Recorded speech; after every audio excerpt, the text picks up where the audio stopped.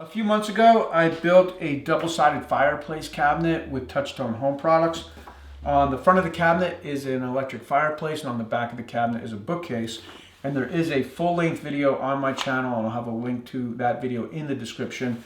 But I wanted to make kind of an abbreviated version of that video to announce the free plans. So I finally finished making my plans.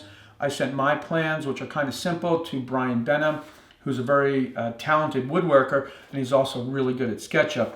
And he turned my plans into this 24-page professional project plan full of exploded drawings, material lists, and basically everything you'll need to build this cabinet. So I hope you'll check that out. There'll be a link to the free plans in the description, and I hope you enjoy this abbreviated version of the original build.